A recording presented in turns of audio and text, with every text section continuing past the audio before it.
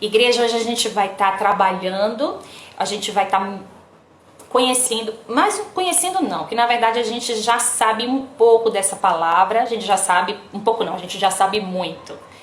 Mas a gente vai estar relembrando alguns pontos aqui que aconteceu em Israel e que é muito importante hoje para a igreja. E esse livro que a gente vai estar aqui estudando, essa passagem que a gente vai estar ministrando aqui hoje, está no livro de Josué. E eu convido toda a igreja hoje para que a gente possa estar vendo essa passagem. No livro de Josué, capítulo 5, versículo 4 ao 7, como eu coloquei aqui na fixação aqui do comentário, aqui. Josué capítulo 5, do versículo 4 ao 7, que diz o seguinte: Foi esta a razão porque Joé o circundou. Todo o povo que tinha saído do Egito, os homens, todos os homens de guerra, eram já mortos no deserto pelo caminho, porque todo o povo que saíra estava circuncidado. Mas a nenhum deles que nasceram no deserto pelo caminho, depois de terem saído do Egito, haviam circuncidado. Porque 40 anos andaram os filhos de Israel pelo deserto, até se acabar toda a gente dos homens de guerra que saíram do Egito, que não obedeceram à voz do Senhor, aos quais o Senhor tinha jurado que ele não havia de deixar ver a terra que o Senhor, sob juramento, prometeu dar a seus pais, terra que mana leite e mel. Porém, em seu lugar, pôs a seus filhos, a estes Josué circuncidou, porquanto estavam incircuncisos, porque os não circuncidaram no caminho. O plano de Deus, igreja, o plano de Deus sempre foi triunfar. Sempre foi triunfar, independentemente, apesar dos contratempos que o crente passa, apesar da oposição dos inimigos, né? Porque de fato, pelo caminho na nossa vida, a gente vê muita oposição, né? Que se levanta. Apesar até da nossa fraqueza humana. O plano de Deus sempre foi esse, para que a gente pudesse triunfar. De fato, Canaã, ele era uma bênção, representava uma bênção, sim, representava uma bênção. Mas Canaã também representava um lugar de maturidade espiritual. E onde existe maturidade espiritual, existe deleite, existe intimidade, existe persistência, né? Perseverança, experiência, existe repouso. Só que essa etapa de maturidade espiritual, esse processo de maturidade espiritual, ele não significa, não se encerra em si mesmo, né? Não tem um fim em si mesmo. É uma etapa que a Igreja de Cristo, ela passa. É uma etapa que a Igreja de Cristo, ela precisa alcançar. E ela dura toda uma eternidade. Ela dura por muito. Sabe o que acontece? Conhecer a plenitude de Deus é uma tarefa de vida eterna. É como a gente vê na palavra lá em João 17, que ele diz o seguinte, que a vida eterna é esta, que te conheçam como o único Deus verdadeiro e ao Senhor Jesus a quem tu enviastes. Então esse conhecimento da plenitude de Deus é uma tarefa de vida eterna. É uma busca que vai durar toda a eternidade. Mas assim, a Igreja de Cristo, ela consegue, ela mesma, pela própria vida de um homem, de uma mulher de Deus, eles conseguem dizer se está ou se não está havendo maturidade espiritual. Quando eu digo assim que essa maturidade ela significa um deleite, uma intimidade, um repouso, esse repouso consiste justamente em quê? Em ter a certeza, a convicção de que Deus peleja por nós, a convicção de que Deus está, a convicção de que o Senhor é conosco. E esse repouso no Senhor era o que o Senhor queria dar para Israel, é o que o Senhor quer dar para as nossas vidas. Mas embora Canaã tivesse apontando para esse processo de maturidade espiritual, é fato que as pessoas ali, elas demonstraram que elas não estavam repousando no Senhor. Eles demonstraram que não estava existindo esse processo de intimidade. Eles estavam sendo imaturos no deserto. E logo onde? No deserto. Porque o deserto é aquele lugar de experiência, é aquele lugar onde nós somos tratados, que ainda que a gente venha errar, é o lugar onde a gente imediatamente deve se levantar. Porque a busca aí é da maturidade espiritual. E embora eles estivessem ali, eles estavam demonstrando que eles estavam sendo imaturos. E a prova disso a gente já sabe. A prova disso eram as constantes murmurações. Era aquela coisa de querer colocar nas costas de Moisés todas as coisas que estavam acontecendo. Era querer terceirizar serviços. Era querer transferir responsabilidade, transferir culpa. Aquela história que a gente já conhece. Moisés, foi você que me tirou do Egito. Por causa disso eu estou passando por essa situação. Ah, você me deu essa palavra tanto tempo atrás, eu resolvi cumprir, mas aqui ainda eu não entrei em Canaã. Moisés, cadê a carne? Moisés, cadê a água? Olha, se eu não tivesse arriscado nesse passo, eu não estaria passando por nada disso. Ou então, olha, eu tinha uma vida assim, não eram essas coisas todas lá no Egito, mas também não estava faltando nada, não precisava nem ter mexido. E você pensa, eram esses os pensamentos que tinha, eram essas palavras que eles proferiram, eram esses os pensamentos. E você pensa que o Senhor, ele não sondou o coração do seu povo? Você pensa que o Senhor não sondou o coração de Israel naquele momento? Você pensa que Deus, por exemplo, não sonda o coração da sua igreja hoje? A palavra que a gente diz, o que a gente profere, o que a gente fala, ainda que esteja em silêncio, nossos pensamentos? Sonda. E a consequência, o resultado disso é só um. Os imaturos ficam. Os que seguem buscando maturidade, seguem. Os imaturos, eles não alcançaram Canaã. Já os que estavam buscando aquela maturidade ali, eles estavam em busca dessa o quê? Dessa intimidade. Chegaram a ser circuncidados, receberam essa aliança do Senhor. Eles estavam buscando essa intimidade porque eles estavam vivenciando tudo o que significava aquele repouso, aquela maturidade espiritual, aquela convicção e aquela certeza de que Deus era. Tanto que a gente observa pela história que isso aconteceu na vida de Josué e de Caleb. No meio de todas aquelas pessoas que estavam caminhando, existiram dois que ousaram repousar no Senhor, na certeza e na convicção de que Deus estava, na certeza e na convicção de que Deus era com eles. O Senhor, ele sempre quer trazer um repouso para a sua igreja. O Senhor, ele quis dar esse repouso para Israel. Ele quer dar esse repouso para as nossas vidas. E um repouso que está aí simbolizado como essa maturidade espiritual. Mas quando eu falo de um repouso, eu não estou dizendo somente no sentido assim literal da palavra, né? No sentido do descanso, ausência de movimento. A gente sabe que isso também o Senhor proporcionou para Israel, né? Repouso diante dos seus inimigos. Mas eu digo agora o repouso, né, decorrente de uma maturidade espiritual.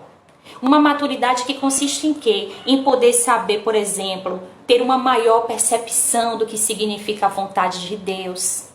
Poder ser livre para poder desfrutar da presença do Senhor. Poder ser livre para poder desfrutar da sua intimidade.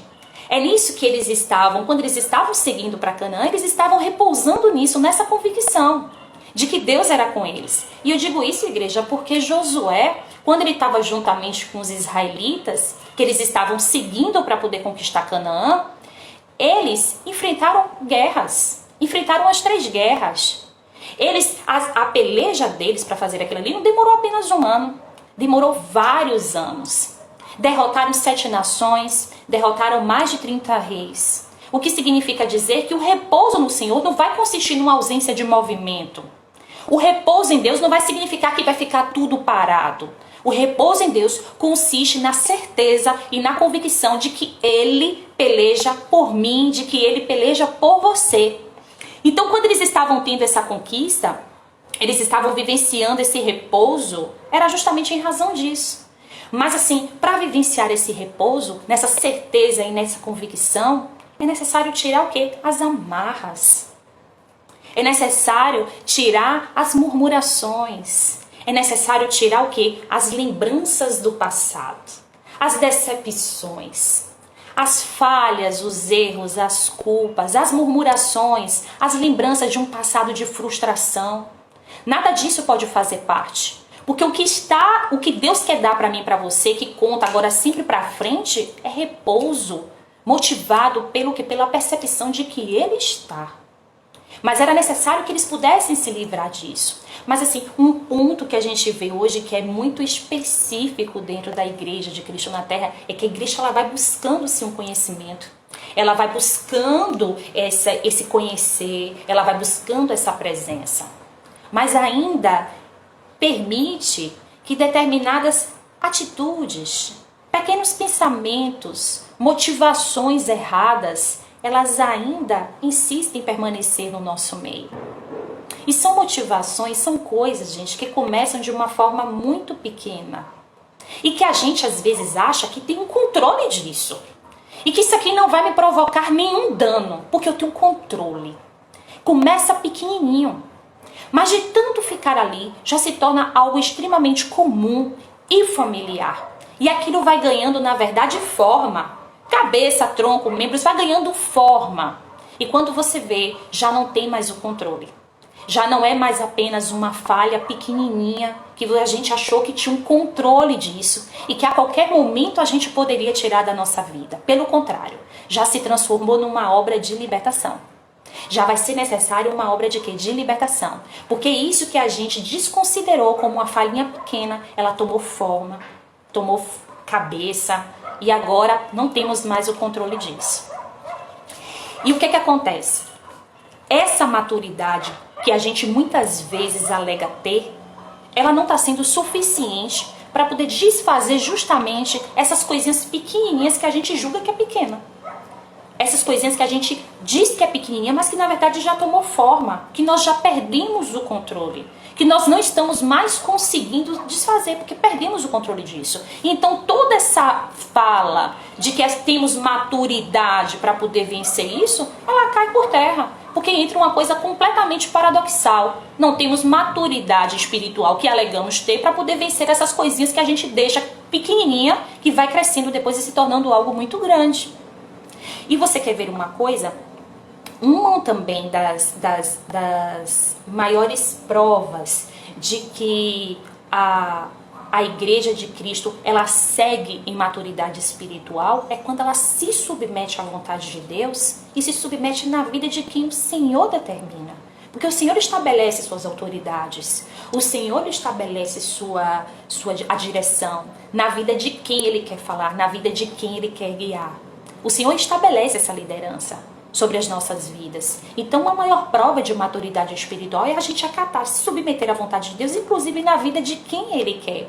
E você sabe o que é bem engraçado? Olha só, como prova disso, a Bíblia diz que o Senhor deu a ordem ao seu povo. Que assim que eles entrassem em Canaã, que eles eliminassem todas aquelas nações. Mas aí o que aconteceu? Depois da morte de Josué, eles, por uma negligência, por uma desobediência, por uma obstinação, eles não fizeram isso. Eles não atentaram para essa ordem divina. Tanto é isso que a gente vai ver depois, repetidas vezes na passagem de Juízes, a mesma expressão: não expulsaram, não expulsaram, não expulsaram.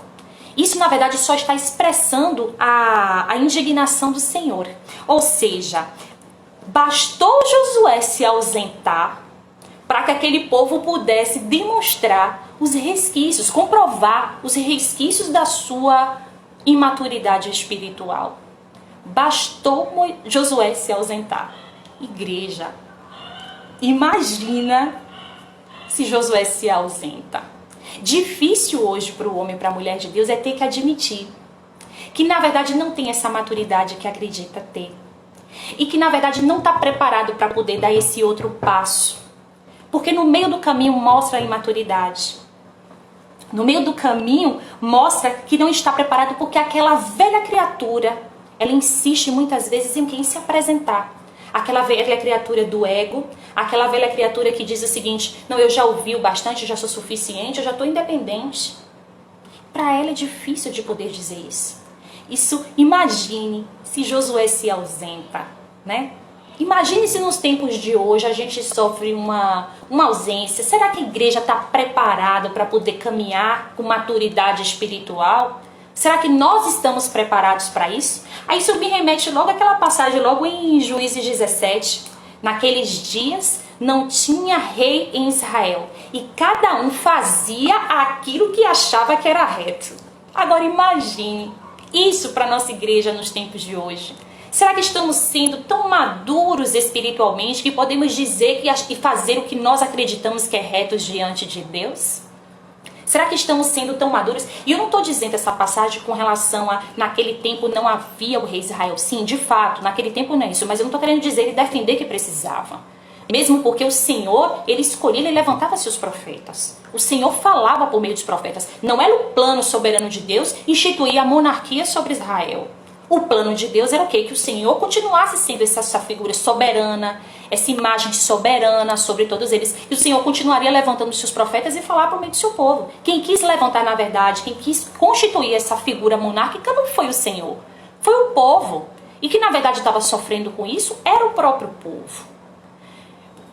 Estavam sendo sacrificados o quê? Seus filhos e suas filhas. O trabalho dos seus filhos e suas filhas. Seus bens, suas colheitas, seus impostos. Toda a sua liberdade já estava sendo retraída, já não tinham mais a mesma coisa, ou seja, não era necessário. E ainda que o Senhor permitisse que aquilo ali acontecesse sobre Israel, aquela permissão, ela veio também junto com muita a advertência do Senhor. Então assim, não era necessário. A figura que já existia ali era dos seus profetas. Mas Israel mesmo assim teimou e queria aquela figura de rei.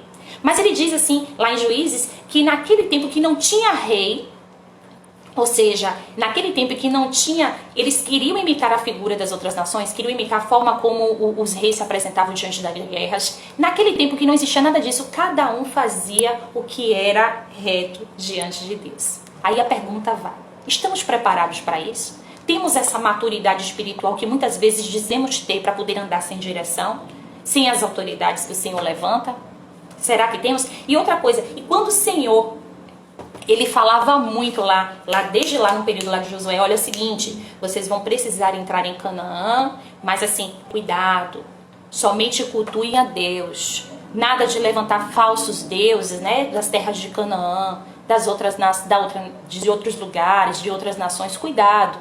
Esse aviso de Deus acerca dos falsos deuses, o Senhor sabia, estava alertando, porque aquilo ali era um problema futuro. Ele estava prenunciando um problema futuro que Israel poderia enfrentar caso eles estivessem vivendo aquilo ali.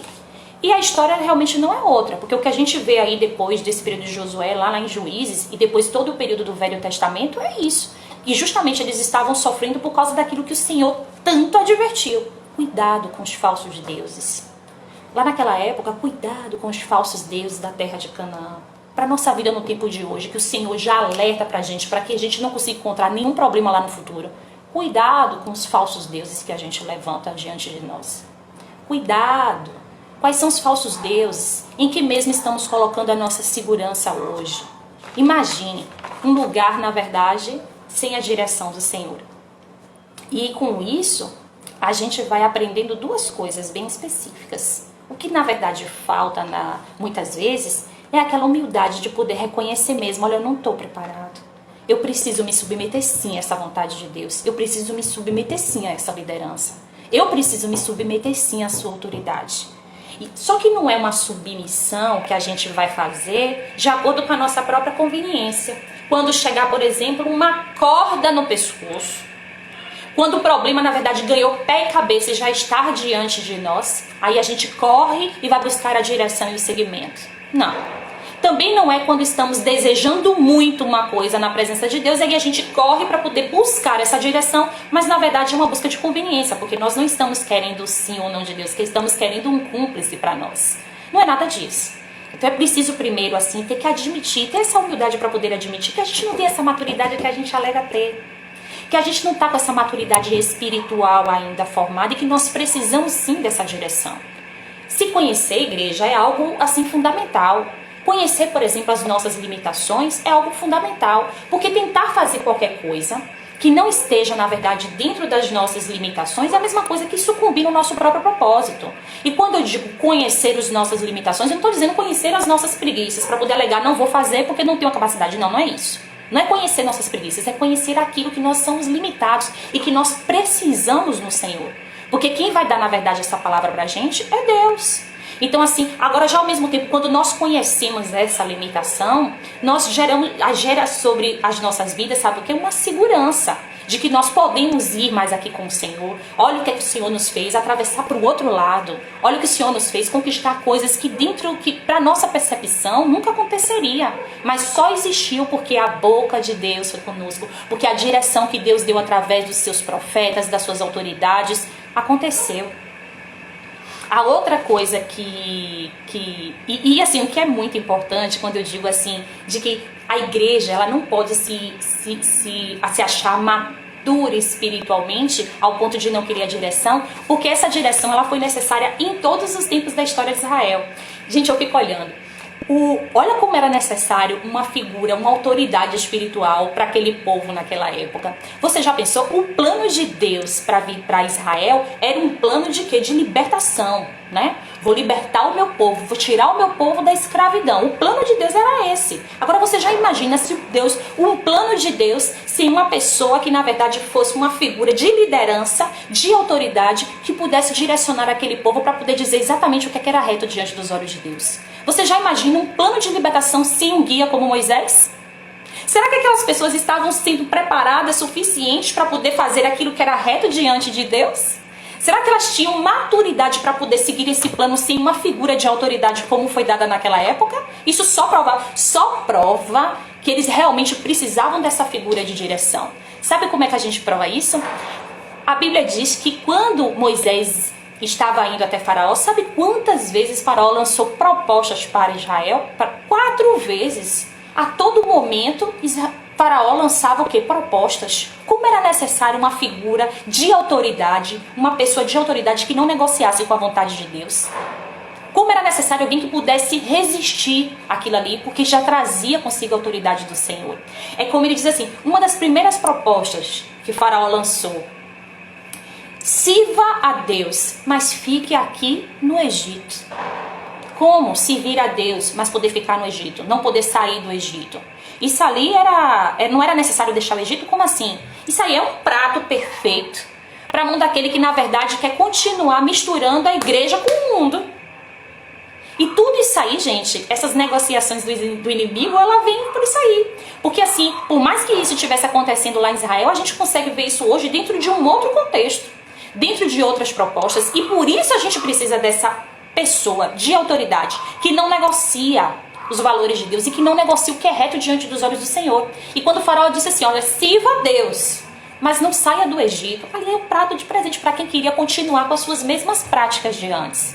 A outra proposta de Faraó foi, sirva então fora do Egito, mas não vão muito longe. Ou seja, Faraó estava sendo insistente em negociar com Deus. Quantas vezes se levantam para poder querer negociar nosso Deus conosco, com a gente? Ou seja, sirva, mas não precisa de tudo isso. Não precisa você ir tão longe. Mas mesmo Faraó perseverando nessas negociações dele, existia também uma figura de autoridade, uma pessoa de autoridade como Moisés, para poder também não negociar a vontade de Deus. A outra proposta que ele colocou foi, sirva a Deus, mas deixa a sua família, ou seja, sirva a Deus, deixa os homens aqui, deixa os filhos aqui, vá só os homens. Ou seja, sirva a família, sirva, mas não precisa de toda a sua família. Não tinha isso. Moisés foi firme, não tem isso. Não tem essa coisa de, deixa eu servir a Deus e não vou servir também aos outros. Não, o plano de Deus era para os homens, era para seus filhos, tanto que foram eles que acabaram herdando. Foram eles, na verdade, que viveram, que puderam desfrutar de toda a convicção, de toda a certeza de que Deus estava pelejando com eles. Foram eles que fizeram uma aliança lá em pleno deserto. A outra negociação foi, sirva a Deus, mas deixe os seus bens. Você está vendo como é, na verdade, hoje, só se aparece hoje de uma outra forma, dentro de um outro contexto histórico, político, econômico. Mas às vezes são as mesmas propostas. Sirva a Deus, mas deixe os seus bens, ou seja, pode servir, mas deixa aqui seu gado, deixa aqui seu rebanho, ou seja, então todo mundo serve a Deus, adora a Deus, né? Mas quando se trata dos seus bens, do seu gado, do seu rebanho, gasta lá no Egito. Gasta lá com o faraó. E quando se trata das coisas com Deus, nada disso participa. Gente, são negociações que se tentam fazer hoje. E é por isso que o povo ele precisa de uma direção. E é por isso que eu digo assim que a igreja ela tem que ser muito humilde justamente para poder admitir. Eu preciso realmente dessa pessoa. Eu preciso de ser submissa ao Senhor. E eu preciso dessa autoridade espiritual. Porque realmente eu não sei andar, eu tenho essas limitações. Nem sempre eu vou saber fazer o que é isso. Eu preciso dessa direção. E a igreja ela precisa buscar isso. A outra coisa, gente, é que se o Senhor ele está alertando, olha, não sirva a isso aqui, porque estou querendo evitar problemas futuros para você. Ou seja, tudo aquilo que obtém essa lealdade nossa, essa honra nossa, que não seja algo que seja exclusivamente do Senhor.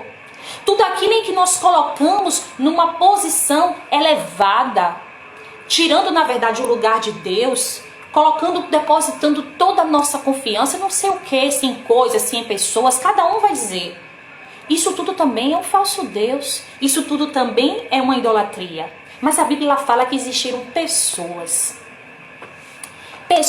que não se sucumbiram à idolatria. Pessoas que não se submeteram a esta situação. E mesmo quando o povo estava vivendo numa situação assim predominante de idolatria, existiram aqueles remanescentes que o Senhor separou, que não se submeteu, que não dobrou seus joelhos aos falsos deuses. Existe um remanescente. Então o que é que acontece? É importante a gente ver, gente, que quando a nossa vida ela vai tudo bem, né? É como se fosse um controlezinho ali. É como se fosse um controle que a gente vai colocando ali, guiando, né? Um controle. Temos o controle dessa situação, tá tudo bem, tá tudo ótimo. Mas quando acontece qualquer coisa, que existe um movimento, quando vem qualquer circunstância, quando vem qualquer situação, imediatamente cada um procura a sua rota de fuga. Cada um procura a sua situação de que possa se sentir melhor.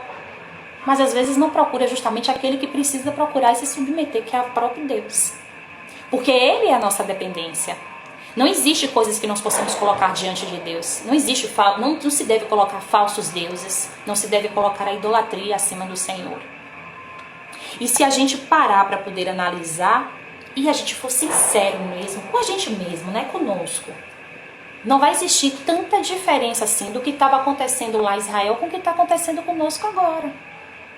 Porque o Senhor, Ele continua falando. E a medida disso é o que o Senhor continua falando.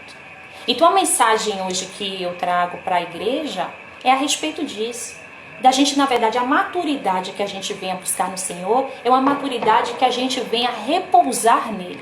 É repousar na certeza, na convicção de que Deus, Ele é conosco.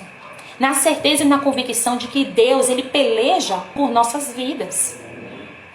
E que é preciso também admitir que nós precisamos sim dessa direção. Nós precisamos sim nos submeter à vontade de Deus e às pessoas a quem Ele constituiu como autoridade. Porque se colocar diante de determinadas situações, a gente vai precisar dessa guia. A gente vai precisar dessa figura de autoridade que possa guiar. Os profetas não foram colocados à toa. Moisés não estava ali à toa. Josué não estava ali à toa. E todos os demais, o que a gente vê na história, não estava ali à toa. E toda a consequência que a gente vê na história a respeito disso, de que todas as vezes que eles não atentaram para esse guia, eles não atentaram para essa voz, era uma consequência sim de dano, existe sim. E daí a gente vê várias e várias separações do que existiram em Israel. Então, a mensagem é essa maturidade espiritual que a gente precisa buscar no Senhor e que ela não é uma tarefa que a gente consegue do dia para a noite. Conhecer Cristo e conhecer e receber Jesus a quem Ele enviou é uma tarefa de vida eterna. Conhecer a plenitude de Deus é algo para a eternidade. Então, assim, por mais que a gente esteja anos ali, convivendo ali, anos buscando o Senhor, anos naquela caminhada, ouvir a voz de Deus nunca vai ser demais para aqueles que buscam essa maturidade espiritual no Senhor.